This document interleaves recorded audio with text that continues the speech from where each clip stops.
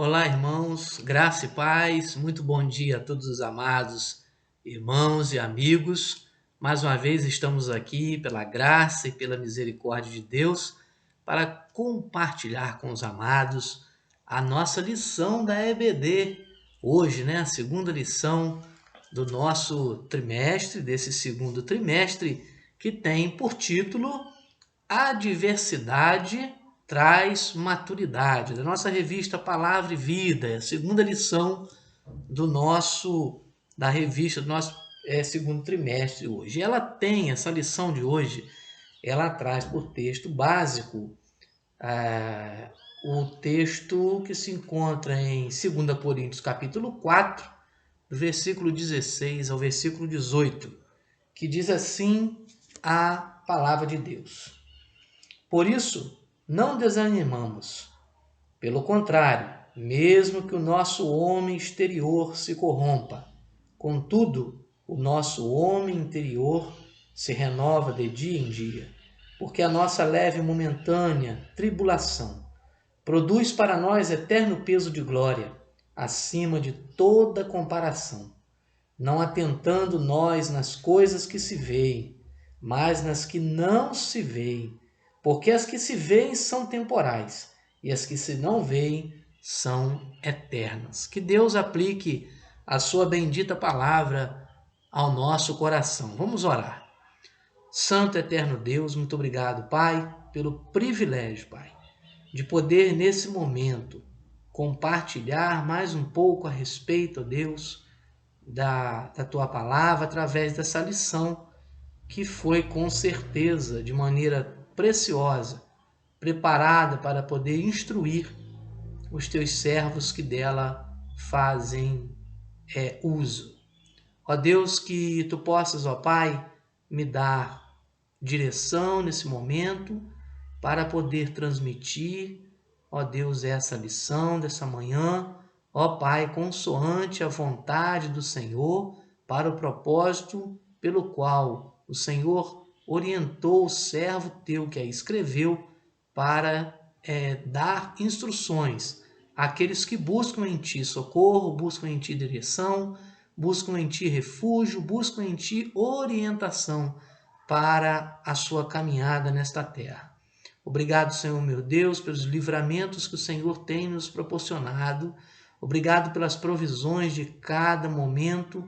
Obrigado pela revelação poderosa do Senhor aos nossos corações. Se com cada pessoa e família que nesse tempo em que esse Covid-19, ó Deus, esse vírus tem, ó Pai, trago tanta angústia ao coração de tantas famílias, que o Senhor possa repreender esse mal, Pai. Mas acima de tudo, que o Senhor possa repreender o mal maior que há no coração do homem, ó Deus, do homem que não se submete à tua vontade, que não ama seu próximo como a si mesmo, e a todo instante, Senhor Deus e Pai, vive, ó Deus, com atitudes, ó Pai, que não agradam a Ti. Ó Deus, transforma os corações a começar pelo meu coração. Ó Deus, todos nós somos falhos e carentes e dependentes do Senhor. Tenha misericórdia da nossa vida, daqueles que o Senhor nos confiou, ó Pai, daqueles que fazem parte da nossa história, daqueles que estão ligados direta e indiretamente às nossas vidas. Que o Senhor, ó Deus, possa estar dando a cada um, ó Deus, a alegria de poder desfrutar, ó Pai, da Tua presença, da Tua bondade, das provisões do Senhor. Em nome do Senhor, eu te oro neste momento. Amém, Senhor. Queridos, título da lição: A diversidade traz maturidade. Essa introdução dessa lição é muito interessante. Vou estar fazendo a leitura dessa introdução nesse momento, que diz assim: a esperança é uma das virtudes que distingue a trajetória do verdadeiro discípulo de Jesus. Mesmo passando pelas mais difíceis circunstâncias, a convicção inabalável do cuidado do Senhor em todo o tempo nos renova as forças para não desanimarmos no meio da caminhada. O profeta já sinalizava esta realidade quando disse: Mas os que esperam no Senhor renovarão as suas forças. Está lá em Isaías 40, 31a. Somente quem tem sua esperança firmada em Deus pode experimentar deste novo em meio às crises que enfrenta. O apóstolo Paulo passou por situações desafiadoras num ambiente de obediência e cumprimento da missão. Ele descreve parte de suas adversidades na sua segunda carta aos Coríntios. Foi no exercício do ministério e foi por obedecer ao chamado do Mestre que ele sofreu açoites, prisões, perigo de morte, apedrejamento, sofreu naufrágio, rejeição, fome, sede, jejum, sua autoridade apostólica colocada em dúvida, enfim, a lista dos seus sofrimentos é enorme. Está lá em 2 Coríntios 11, de 23 a 28, quem quiser conferir a lista dessas batalhas que o apóstolo Paulo enfrentou por seguir as orientações ali dadas por Jesus e entender, né, que ele estava a cumprir esse chamado para a sua vida, a fim de ser canal de bênção na vida de tantas pessoas e tantas famílias da igreja. O registro do naufrágio de Atos, capítulo 27, inclui certamente muitos elementos de uma adversidade. Afinal, Paulo foi preso por pregar o evangelho. Perto do julgamento, foi transferido de Cesareia para Roma. Durante a viagem, acontece uma tempestade, a carga foi perdida, o navio destruído e os tripulantes e passageiros quase morreram. Durante a crise do naufrágio, Paulo permaneceu calmo e pôde ajudar as pessoas a superarem aquele momento. Movido pelo encontro com o Senhor e por confiar plenamente em sua promessa, a adversidade não foi capaz de impedir que o apóstolo desistisse. Ao invés disso, ele se enche de coragem para aproveitar aquela circunstância desfavorável para testemunhar de sua fé e prosseguir no exercício da missão que Deus lhe confiara. A adversidade tem o poder de revelar a intensidade de nossa comunhão com Deus e o nível de nossa confiança em sua palavra. Desanimar não é uma possibilidade para um discípulo verdadeiro, porque, segundo o apóstolo, mesmo que externamente estejamos sendo destruídos, não há nada que possa abalar as convicções que foram plantadas em nosso homem interior, pelo poder do evangelho que recebemos. Há um provérbio anônimo que diz: somente sabemos o sabor do chá quando colocamos água quente nele. E isso significa que as adversidades são uma necessidade que tem o poder de revelar quem de fato somos. Quando agimos dentro da normalidade, mostramos quem queremos ser, mas quando reagimos diante das adversidades, mostramos quem somos de verdade. Existem recomendações preciosas que a palavra nos oferece para atravessarmos os momentos de crise e, assim como na experiência do apóstolo Paulo, mantermos nossos olhos firmes naquilo que está por vir, para não sermos tragados pelas circunstâncias temporais. Essa introdução não há necessidade nem de se comentar, né? Porque o que o autor escreveu aqui, ele fragmentou os detalhes, né, da realidade em que o apóstolo Paulo viveu e todos nós vivemos, né, em dados momentos da história da nossa vida. Nós passamos por situações que, de fato, a nossa fé é colocada em prova, né? E é aí que nós verdadeiramente conseguimos compreender quem é aquele que governa as nossas vidas e a quem nós estamos submetidos, E muitas das vezes, em muitos momentos da nossa história, somos contraditados daquilo que cremos, né? Daquilo que vivemos, somos colocados à prova, né? Somos provados para ser provado ao contrário. Pecadores todos nós somos, fomos resgatados pela misericórdia de Deus mesmo, né? E transformados em novas criaturas.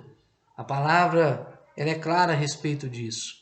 Uma decisão humana por uma caminhada muda toda uma história, assim como mudou a história do apóstolo Paulo. E isso fatidicamente causa confronto, porque é uma realidade diferente, é uma realidade de vida que confronta outras realidades. E a gente sabe, né, o quanto é difícil você se manter diante de uma circunstância complicada, que ameaça a sua estrutura pessoal, ameaça a sua família, que ameaça o contexto social que você vive, que vai de encontro à realidade da sua vida. Isso é interessante, sabe? Tudo aquilo que vai de encontro à realidade daquilo que você verdadeiramente é, só Deus pode provar quem verdadeiramente você é, primeiramente para você mesmo e depois os outros, se for por ele, vontade dele, que os outros saibam quem você é, isso será revelado. Se não, não faz diferença. O que importa é que a nossa vida esteja verdadeiramente, genuinamente, né, concatenada àquilo que o Senhor deseja de nós e dentro do propósito para o qual ele nos trouxe, nos criou, né?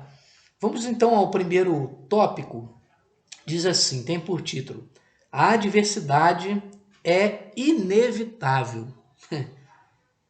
Nem de longe a promessa da palavra sugere que a vida cristã envolve imunidade aos problemas da vida. Pelo contrário, a Bíblia está repleta de histórias narrando as lutas que servos fiéis precisam atravessar. Não são apenas os desobedientes que estão expostos aos sofrimentos e desafios. Não podemos nos esquecer que residimos numa terra devastada pelo pecado e moramos num tabernáculo que envelhece, adoece e morre. Esta é uma realidade universal. Neste sentido, crentes e incrédulos estão no mesmo barco. Por outro lado, padecemos as consequências de nossa escolha de servir ao Evangelho e aprendemos com Paulo que, por amor de Cristo, vos foi concedido não somente crer nele, mas também sofrer por ele. Filipenses 1:29. No ministério de Jesus, encontramos um episódio envolvendo os discípulos recebendo uma ordem expressa do Mestre para atravessarem para o outro lado do mar da Galileia, enquanto ele despedia a multidão. Os discípulos obedeceram e durante aquela travessia enfrentaram uma grande tempestade. Mateus 14, de 22 a 33. Na verdade, ou já passamos, estamos ou mais cedo ou mais tarde vamos passar pela adversidade. Ninguém está livre, isso é um fato. Isso é um fato, tá? E dentro dessa realidade, dentro deste fato, sabe, inevitável de que vamos enfrentar problemas, dificuldades e isso nos surpreende a todo instante.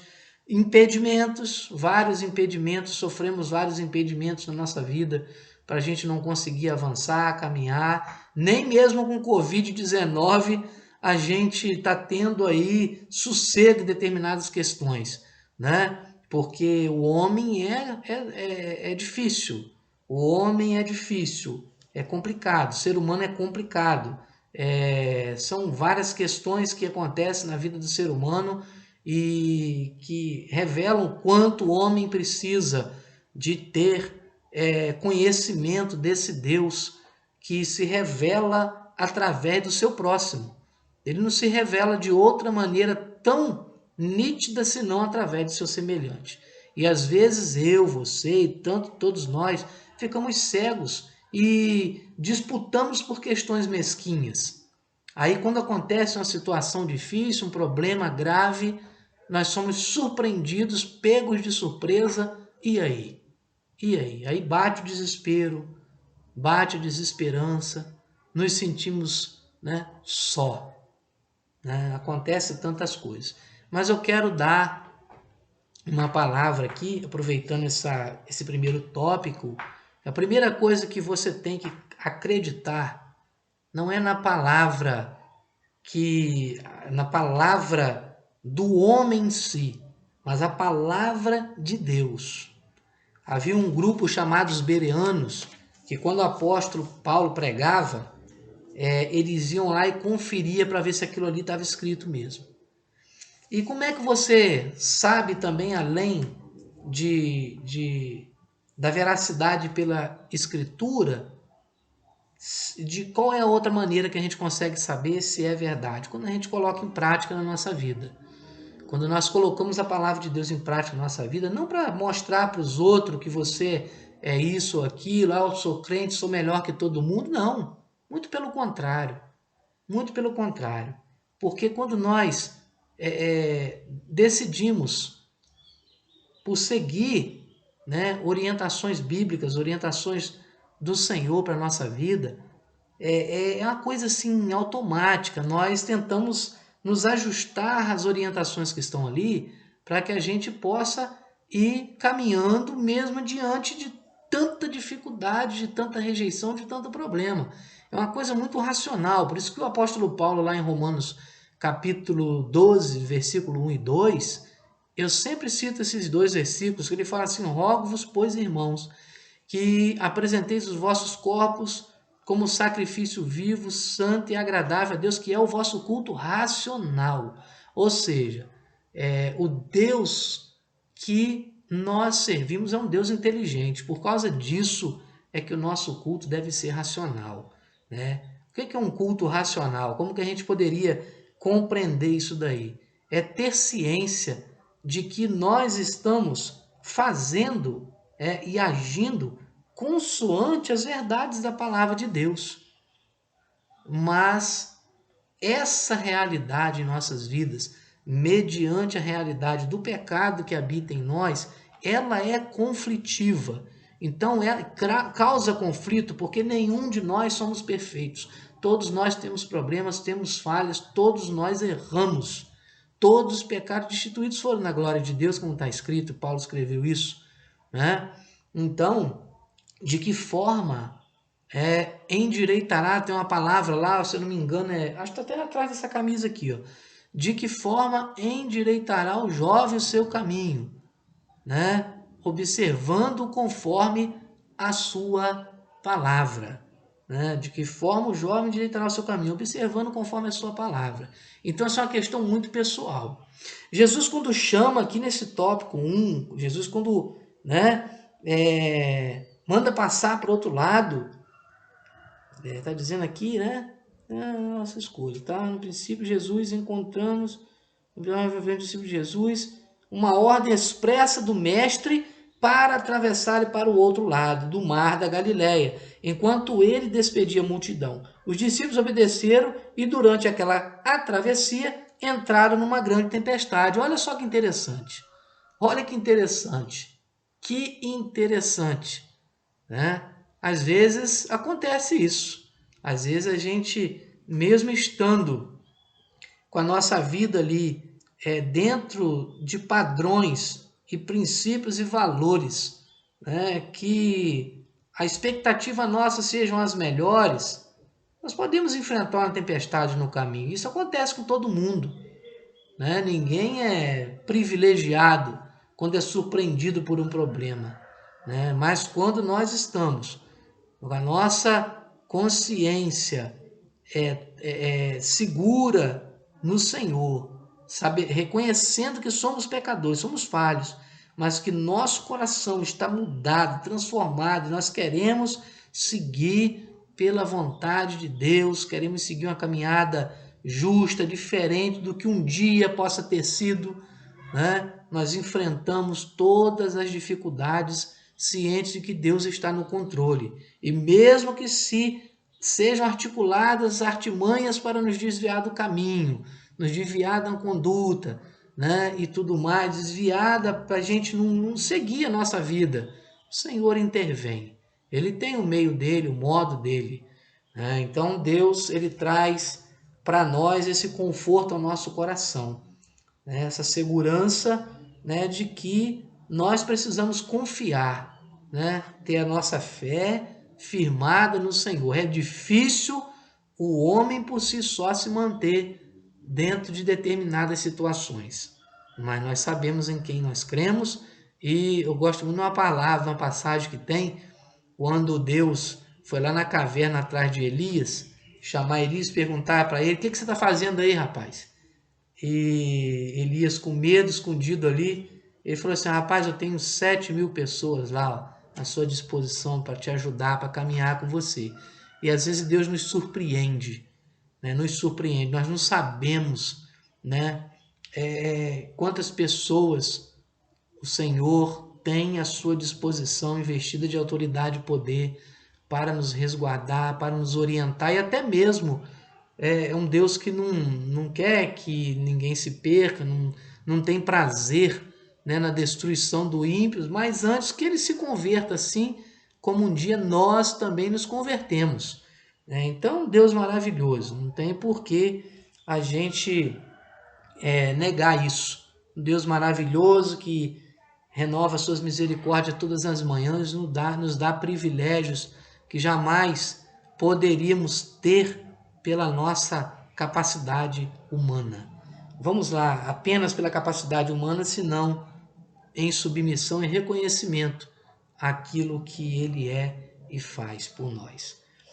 Bom, eu quero aqui também, né, aproveitar essa palavra e dizer para você o seguinte: eu ouvi uma fala essa semana de um pastor na televisão, assim, num programa que eu estava assistindo no YouTube, e eu gostei muito. É uma palavra que diz assim, ó, ele disse assim, ó, a pessoa perguntou para ele: por que que você crê na Bíblia? Por que que você usa a Bíblia? Ele falou assim: porque a Bíblia palavra de um pastor, a Bíblia é o melhor e maior manual de comportamento humano do mundo, biológico, psicológico, sociológico e espiritual.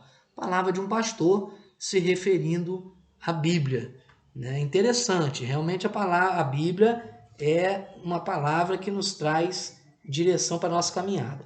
A diversidade tem fontes diversas. Olha só que interessante. É possível que alguém questione: mas de onde vêm as adversidades? As adversidades podem surgir a partir de nós mesmos, sempre que fazemos escolhas equivocadas. É verdade. E eu que o diga, né? Nós sabemos de nós. Estamos sujeitos a arcar com as consequências e, por vezes, nós mesmos construímos as circunstâncias de nossas crises. As experiências do profeta Jonas nos ensinam sobre o perigo de tomarmos decisões contrárias à vontade de Deus. As adversidades podem surgir a partir das pessoas que estão à nossa volta. Alguns textos produzidos por Paulo, especialmente a segunda carta aos Coríntios, relatam o apóstolo lidando com as lutas produzidas por aqueles que não acreditavam em seu ministério, sejam os excelentes apóstolos ou os falsos irmãos. Pessoas nos ferem pelos mais diversos motivos. As adversidades podem surgir por uma ação de Satanás. Existem aqui dois extremos a serem evitados. Alguns subestimam as ações do inimigo, enquanto outros superestimam as suas artimanhas. Quando Paulo se refere ao espinho na carne, ele o identifica como um mensageiro de Satanás, que lhe foi enviado para lhe esbofetear. Está lá em 2 Coríntios, capítulo 12, versículo 7. O diabo continua em seu propósito de roubar, matar e destruir. João 10:10, parte A. Fiquemos atentos. As adversidades podem surgir por uma ação divina, para que seus propósitos eternos sejam cumpridos. Em determinadas situações, Deus intervém na história criando circunstâncias específicas para a realização de seus planos. Foi assim que ele enviou a tempestade para Jonas, Jonas 1:4. Enviou um terremoto para a conversão do carcereiro, Atos 16, 27 e 31. Provocou a cegueira na conversão de Paulo, Atos 9, de 17 a 14, e permitiu a perseguição para que o evangelho saísse de Jerusalém e se espalhasse pelo mundo, Atos 11, de 19 a 20. Aí aqui, meus irmãos, é interessante notar, né, que todas as coisas que Deus realiza em nosso meio tem um propósito. Nada ele permite sem que seja para alcançar o seu propósito, né? A sua vontade. Agora, nós temos uma responsabilidade muito grande diante daquela conosco e diante daquela proposta que ele nos faz de vida eterna, né? Nós temos uma responsabilidade muito grande. E ao assumirmos essa responsabilidade de nos incluir aos propósitos para os quais Deus nos trouxe a vida, consoante a sinceridade do nosso coração, Deus ele vai, sabe, te conduzindo ao entendimento claro dessa vontade. Quando há sinceridade no nosso coração, sinceridade de mudança, sinceridade de perseverança, sinceridade de busca. Então eu digo para você, por experiência própria e também minha e de tantos outros que eu conheço, que de fato, né, Deus ele realiza o querer e o efetuar consoante a sua boa, perfeita e agradável vontade. É assim que ele age. Realmente, quando Paulo abre aqui, ele fala que as consequências são reações das nossas ações, né? Ele usa outra expressão aqui, mas é isso. Tem muita gente que diz, né? É a lei do retorno. Quem planta colhe, Jesus falou. Minha avó dizia assim, ó, toda regra tem exceção, menos a do semeador. O que ele planta, ele colhe, é fato. A gente tem que ter essa preocupação, sabe? E na nossa caminhada nessa terra, às vezes sim, pela nossa desobediência, nós acabamos trazendo para a nossa vida situações que não estavam programadas para a nossa realização pessoal e que por algum vacilo, falta de atenção, né, e até mesmo por situações que nos induzem à queda, né, a gente acaba sofrendo situações diversas. Mas tudo, quando nós nos colocamos diante de Deus com nosso coração quebrantado e contrito, tudo Deus ele coloca no lugar. Nós precisamos compreender, queridos, que todos nós somos iguais. Não tem ninguém que erra mais e erra menos. O que é necessário fazer é que nós venhamos a reconhecer que Deus tem todo o poder de mudar toda e qualquer situação. Ele não está com seu braço encolhido para que não possa salvar, para que não possa mudar a história, para que não possa reverter todo e qualquer quadro para o bem de todos. O que me encanta nessa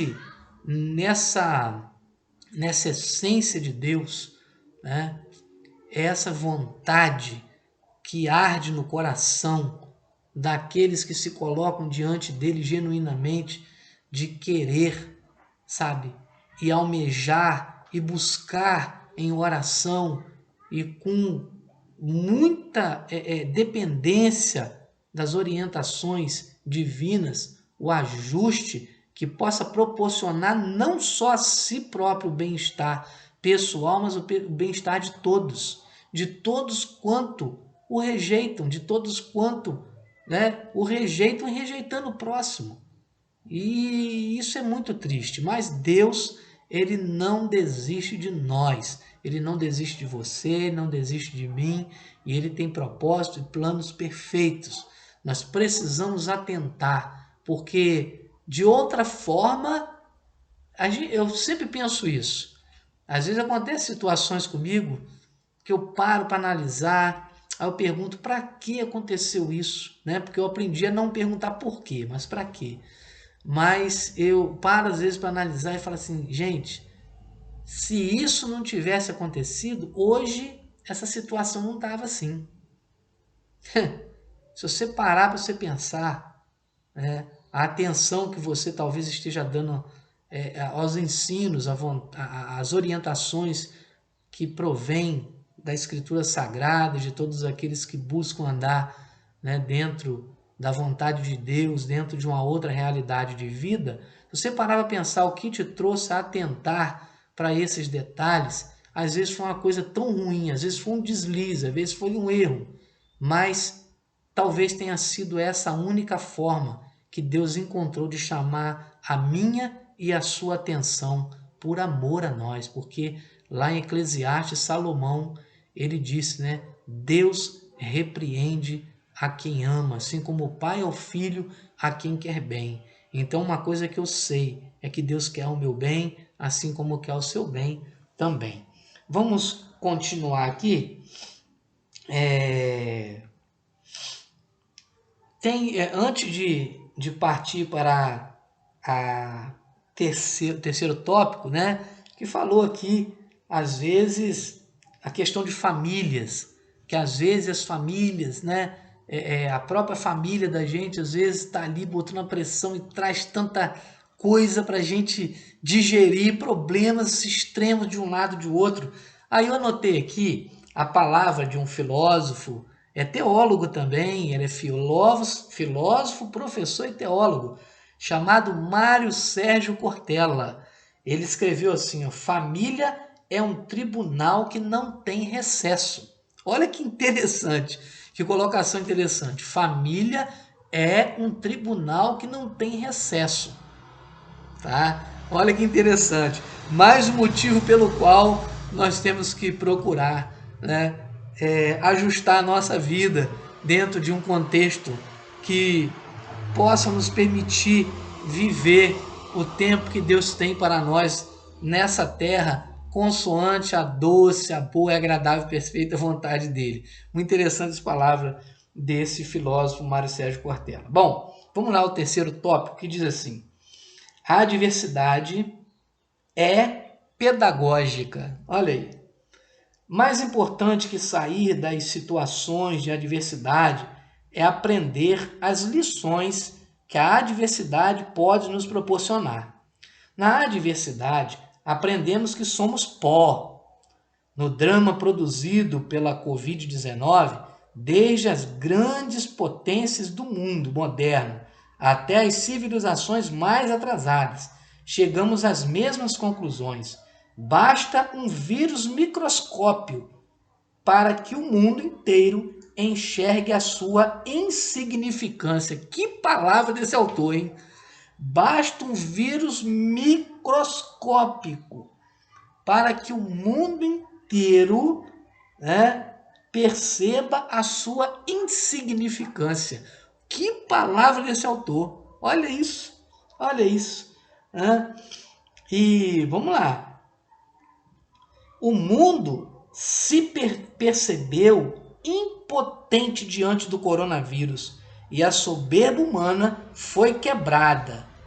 Aliás, eu vou dizer aqui, tem sido quebrada, né? Tem sido quebrada, porque ainda não quebrou em muitos lugares.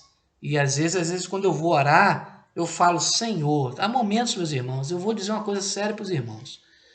Há momentos que quando eu vou orar a Deus, às vezes eu falo isso para ele. Eu falo assim, Senhor, será possível que nós vamos ter que viver algo ainda pior para que haja uma mudança, para que o homem compreenda, né, que nós precisamos de andar, procurar andar juntos, andar unidos e focar no que é mais importante, que é a vida dos nossos filhos, que é a vida dos nossos familiares, do nosso semelhante. O que está faltando, meu Deus? Se dinheiro não está resolvendo essa questão do coronavírus. Você vê que não resolve. O recurso é importante, mas não resolve. O dinheiro não livra ninguém da morte, né? E muito menos de um encontro com Deus, do tribunal de Deus, muito menos. Então nós temos uma oportunidade de reflexão, o mundo está tendo uma oportunidade de reflexão nesse tempo que de outra forma jamais teria, né? Jamais teria. Então é interessante essa colocação também. O mundo se percebeu impotente diante do coronavírus e a soberba humana foi quebrada. No Salmo 8, após ressaltar a grandeza de Deus, o rei Davi indaga: que é o homem para que te lembres dele? Olha só, Salmos 8:4. Isso significa que não podemos confiar em nós mesmos. Exatamente, Jeremias 17, 5 e 6. Na adversidade, aprendemos que o mal é uma realidade. Existem 3 coisas que jamais irão mudar. O mundo nunca deixará de ser mundo. A carne nunca deixará de ser carne. E o diabo nunca deixará de ser diabo. Lembre-se que o mundo jaz no maligno. 1 João 5,19 diz isso, quando a gente viu na lição anterior que eu participei aqui. Não se esqueça que a carne é fraca. Ó, Mateus 26, 41. E que o inimigo é mentiroso. Ó, João 8, 44. Tá vendo? Não pode... Por isso que eu vou falar mais uma coisa aqui. Lembrar, né? Não podemos nos descuidar com essas áreas de nossa luta. Lembra aqui que tem uma passagem bíblica que Jesus disse assim: se preciso for, as pedras clamarão, tá?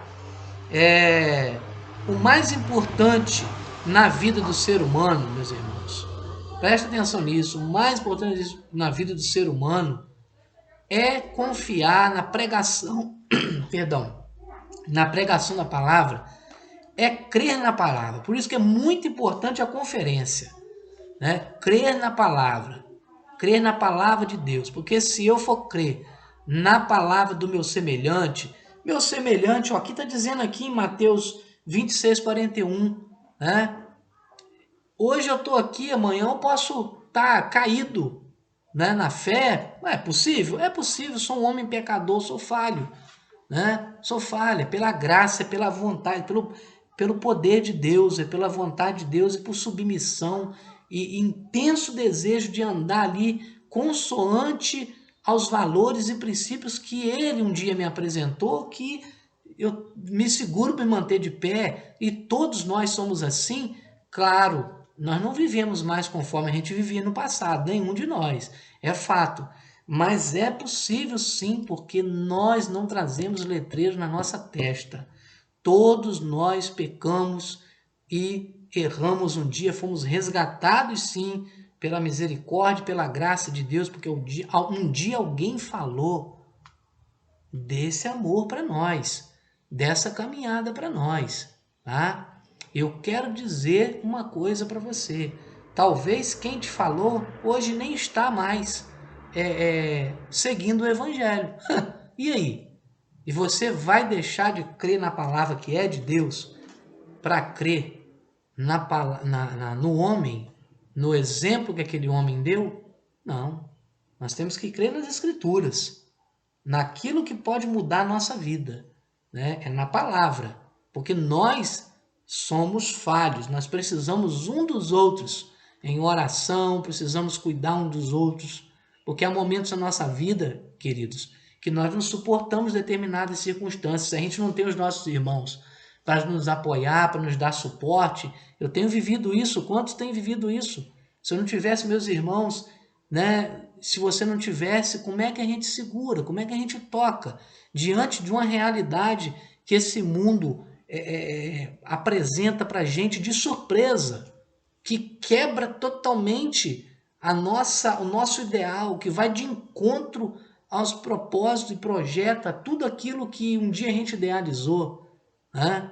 Quer dizer, somos surpreendidos a todo instante. Essa é a realidade. Essa é a realidade. E nós viemos buscar na palavra, na orientação bíblica, direção para as nossas vidas. Jesus mesmo disse: eu não vim para os justos, eu vim para os pecadores, para que eles se arrependam e passem a viver uma nova vida dentro de princípios e valores que têm sido apresentados a todos nós. Vamos lá. Na adversidade, aprendemos a confiar em Deus. Quando nos faltam os recursos humanos, os celeiros divinos estão cheios e à nossa disposição. No Salmo 119, 71, a palavra afirma: foi bom para mim ter sido afligido, para que aprendesse os teus decretos. Isso é um fato. Na palavra de Deus, encontramos toda a provisão que precisamos para atravessar os dias da adversidade. Deus zela em cumprir suas promessas na vida de seus filhos amados. Ele permanece em seu trono, conduzindo a nossa história. Deus nunca perde o controle de nada. Nós perdemos, ele não. Tá? Então ele continua conduzindo a nossa história. Os planos do Senhor, do homem, o homem faz planos, mas quem dá a última palavra é Deus, quem confirma a vontade é Deus. Então o que a gente precisa colocar diante do Senhor, será que é isso que Deus quer que eu faça? Você já fez essa oração? Eu tenho feito essa oração, eu faço a oração. Senhor, será que é isso que o Senhor quer que eu faça? É isso que é o certo? É isso que o Senhor deseja que eu faça? Nós precisamos fazer isso. Todos nós precisamos fazer isso. Fazer oração nesse sentido, porque a vontade de Deus é boa, perfeita e agradável para cada um de nós. Um dia nós andamos de maneira sem direção. Hoje não. Hoje nós temos o conhecimento. Hoje nós temos a palavra que nos traz orientação para seguir consoante a outra conduta, a outra caminhada. Claro, a gente tem na nossa vida, todos nós, problemas a equacionar. E problemas surgem também para serem equacionados. Mas nós temos um Deus com quem nós podemos contar. E Ele é aquele que nos traz instruções e nos une, né, ao amor, né, que é a sua essência, na família, na sociedade, com aqueles que também estão no mesmo espírito de fé, né, submissos, em submissão ao Deus eterno, ao Deus Todo-Poderoso. A adversidade, tópico 4, irmãos, vamos lá. A adversidade nos faz crescer. O foco de nossa atenção ultrapassa os níveis da peregrinação. Um dos grandes prejuízos desse tempo é nossa atenção exagerada no aqui e agora. Olhando para a vida do grande apóstolo, percebemos claramente que ele estava mais preocupado com as coisas celestiais que as terrenas. Romanos 8,18, Filipenses 1,21, Gálatas 2,20. Ele não olha para as adversidades como um fim em si mesmas, mas como um instrumento que Deus usa para o nosso crescimento. Eu recebi, falar nisso, irmãos, eu quero deixar aqui registrado, não tem como avisar todo mundo, eu estou sem o WhatsApp, eu estava usando o WhatsApp meu, e não estou mais, estou sem o WhatsApp, estou usando só o WhatsApp da Tinha, assim mesmo, com muita dificuldade. Então, não adianta os irmãos mandarem mensagem para mim só por Natália mesmo, que eu estou conseguindo tá aí respondendo algumas coisas, ela me fala, dá recado, tá certo? Então, me desculpe se os irmãos têm feito contato comigo, eu estou sem aparelho para poder, sem o WhatsApp, para poder estar respondendo, tá bom, queridos? Mas vamos lá, deixa eu só falar uma coisa aqui. Pelo WhatsApp, eu recebi a mensagem de um pastor lá de Londrina, que ele me esclareceu a respeito de uma palavra interessante. Ele falou assim, olha só, essa palavra que o apóstolo Paulo sempre traz, não usou esses termos, eu vou usar, eu compreendi isso. Essas palavras que nós lemos no Evangelho, né, tanto relatando assim as orientações de Jesus, as orientações do apóstolo Paulo, essas palavras, elas nos orientam, né, nos orientam a gente morrer para nós mesmos, para os nossos interesses, para as nossas cobiças, que às vezes vai de encontro, sabe, ao nosso semelhante de maneira, sabe, cruel, de maneira devastadora. Esse é o grande problema na sociedade, entre os seres humanos, né? Aquela visão, né, deturpada de que não é aí, é o que a gente leu anteriormente. O diabo para matar, roubar, destruir. Ele, no texto de João 10:10, aqui está falando que é o diabo, no texto de João 10:10 está falando, Jesus refere o ladrão, né? O ladrão, aquele que rouba a essência da vida, aquele que teve a sua vida, a essência da sua vida, né, perdida, sabe? Deus muda toda a história, Deus pode mudar a nossa história, a história da humanidade, a partir de nós mesmos. E nós precisamos compreender essa mudança. Essa mudança tem que começar no meu interior, para depois atingir o interior do próximo. Agora é difícil. Enquanto nosso semelhante olhar para nós, sem antes olhar no espelho, né? E ver e perceber que todos somos iguais, que todos somos passíveis de erro, que todos sofremos, todos sentimos dores, é tão difícil. Nós não somos perfeitos. Por isso que nós precisamos um do outro. Há um cântico que as crianças cantavam na igreja que dizia assim, ó, eu preciso de você, você precisa de mim. E é por aí. Nós precisamos de todos nós precisamos. E um detalhe interessante que eu quero compartilhar aqui também, já finalizando essa lição, certa vez, e isso acontece sempre, tá? Certa vez ouvi um conto nesse tipo, né? Que havia uma senhora que ela estava orando contra uma pessoa que não era da religião dela. E num certo dia ela passou mal, precisou ser operada às pressas com um problema um problema lá, teve que ser operada às pressas, não lembro o problema que foi. Ela foi operada, muito bem operada, ficou muito bem, sabe? Ela não conhecia o vizinho por quem ela estava orando para, sabe, contra ele. Olha só, por um motivo lá dela lá. O que aconteceu? No dia que o pastor da igreja dela foi visitar ela, levou, né? Foi junto com o médico que operou ela. Aí falou, irmã, você tá bem? Como é que você tá? Como é que a irmã tá? Se recuperou e tal? Falei, pastor, tô ótima, operou o doutor aí com o senhor. Ele é excelente, que mão maravilhosa, elogiou o cara dos pés à cabeça. Falei assim, irmã, sabe quem é ele? A irmã já conhecia ele? Eu não conheci ele, não. Pois é, esse aí que a irmã ora por ele todo dia, contra ele. Entendeu? Então, são coisas que a gente precisa, queridos, né, analisar. A gente precisa analisar o que nós queremos. O que nós queremos? O que nós temos buscado? Será que nós temos buscado aquilo que Deus tem e quer e deseja para a nossa vida? O que nós queremos mais? O que nós estamos esperando mais? Precisa haver uma reflexão profunda a respeito disso. Uma reflexão profunda a respeito disso. Vamos lá. Por mais intenso que seja o sofrimento dessa vida, Paulo o qualifica como leve e momentânea, 2 Coríntios 4:17a.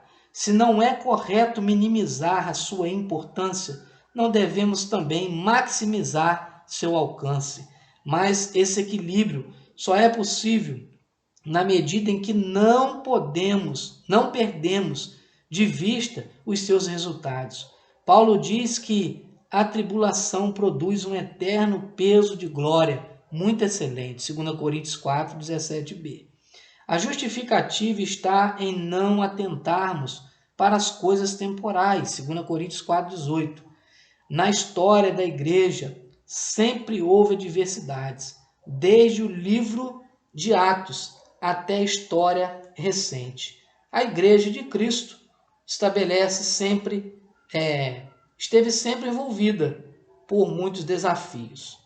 Na minha infância, eu não tinha paciência para ler todo o enredo das histórias em quadrinhos, e quando a situação estava muito difícil, eu virava algumas páginas e, por curiosidade, lia a última parte, antecipando assim o final da história. Creio que foi por conhecer essa nossa inquietação que Deus providenciou para nós a antecipação do final da história. É só ler a última página da Bíblia, né? Aqui não está falando que é da Bíblia, só ler a última página.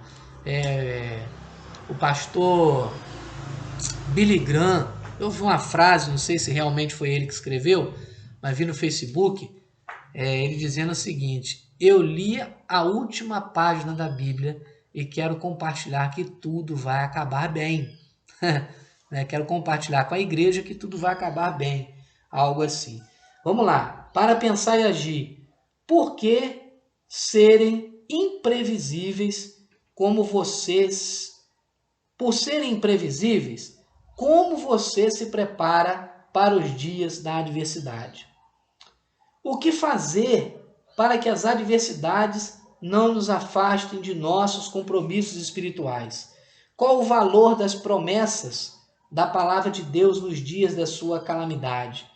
Se todo mundo, crentes e incrédulos, estão sujeitos aos sofrimentos, qual é a vantagem de servir a Jesus? Para pensar e agir, 4 perguntas aqui para que a gente possa analisar, né?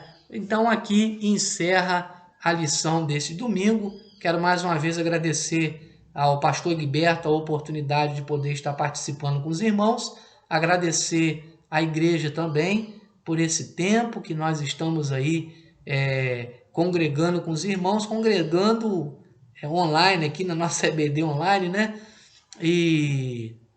Mas participando desse momento com os irmãos, tem sido um momento, né, muito bom para a minha vida. Eu tenho tido essas oportunidades de crescimento, tem sido bom também para todos nós, e eu agradeço de coração, tá, meus irmãos?